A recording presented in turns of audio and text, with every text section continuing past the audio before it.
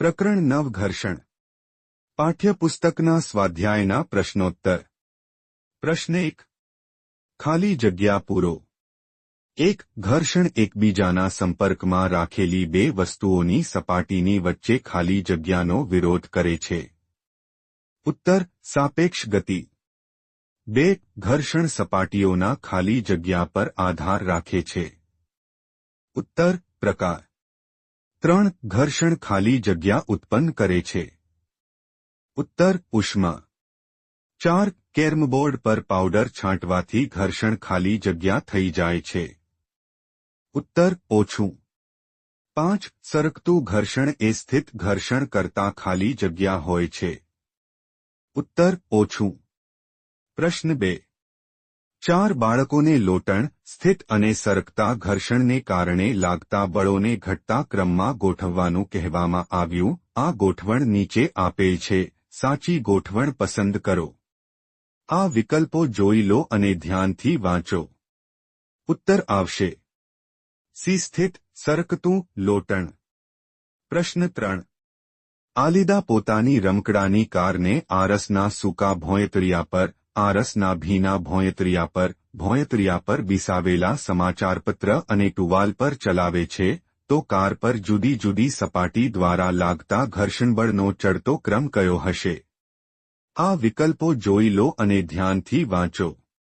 ઉત્તર આવશે આરસનું ભીનું ભોંયતળિયું, આરસનું સૂકું ભોંયતળિયું, સમાચારપત્ર, ટુવાલ.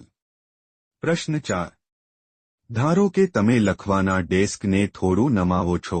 તેના પર મૂકેલું કોઈ પુસ્તક નીચે તરફ સરકવાનું શરૂ કરે છે. તેના પર લાગતા ઘર્ષણબળની દિશા દર્શાવો. ઉત્તર પુસ્તક નમેલા ડેસ્ક પર નીચેની તરફ સરકે છે. તેથી તેના પર લાગતું ઘર્ષણબળ ઢાળની સપાટીને સમાંતર ઉપરની તરફ છે.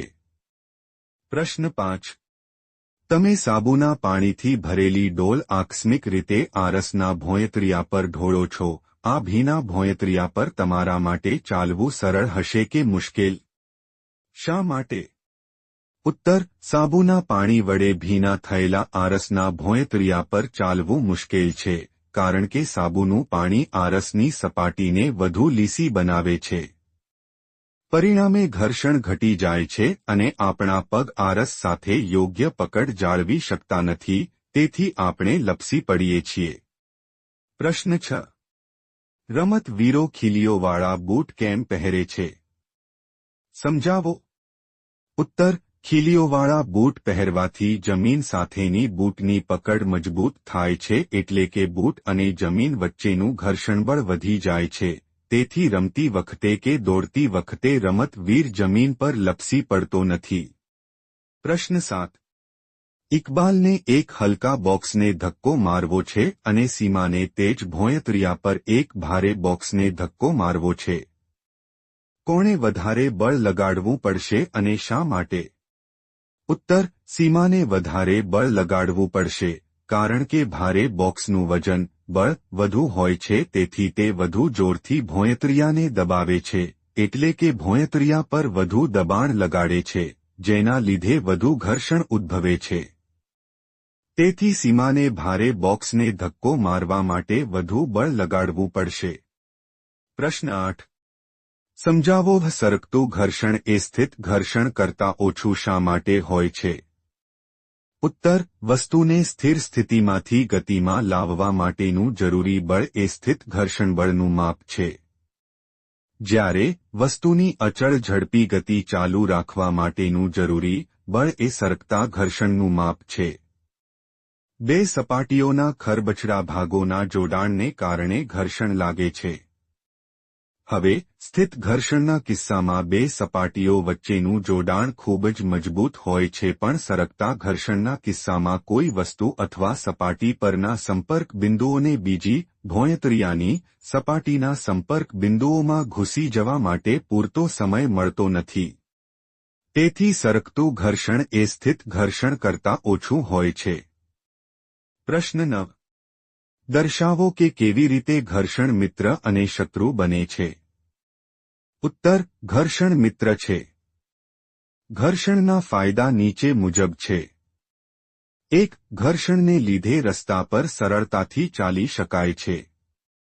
2 ઘર્ષણને લીધે બ્લેકબોર્ડ પર ચોકથી અને નોટમાં પેન કે પેન્સિલથી લખી શકાય છે. 3 ઘર્ષણને લીધે દિવાલમાં ખીલી ઠોકી શકાય છે. ઘર્ષણ શત્રુ છે. ઘર્ષણના ગેરફાયદા નીચે મુજબ છે. 1 ઘર્ષણના લીધે વસ્તુઓ ઘસાઈ જાય છે. 2 મશીનનો ઉપયોગ કરતી વખતે ઘર્ષણને લીધે ઉષ્મા ઉત્પન્ન થાય છે, તેથી થોડી ઉર્જા વેડફાઈ જાય છે. મશીનના કેટલાક ભાગોને નુકસાન પણ પહોંચે છે.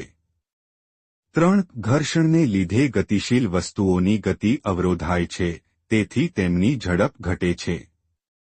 પ્રશ્ન 10. સમજાવો તરલમાં ગતિ કરતી વસ્તુઓનો આકાર વિશિષ્ટ કેમ હોવો જોઈએ? ઉત્તર: તરલ તેમાં પસાર થઈને ગતિ કરતી વસ્તુઓ પર ઘર્ષણબળ લગાડે છે, જેને ઘસડાવવું કહે છે. તેથી તરલમાં ગતિ કરતી વસ્તુઓને તેમના પર લાગતા ઘર્ષણબળને સમતોલીને પાર કરવું પડે છે. આ પ્રક્રિયામાં વસ્તુઓ પોતાની ઊર્જા ગુમાવે છે. આથી ઘર્ષણ ઘટાડવાના પ્રયત્નોમાં તેમને વિશિષ્ટ આકાર આપવામાં આવે છે, જેને ધારારેખી, સુવાહી આકાર કહે છે. આવા બીજા વધુ વિડિયો જોવા માટે અમારી ચેનલ ડિજિટલ સ્કૂલ પાટણને સબસ્ક્રાઇબ કરો. આભાર. ટૂંક સમયમાં ફરી મળીશું.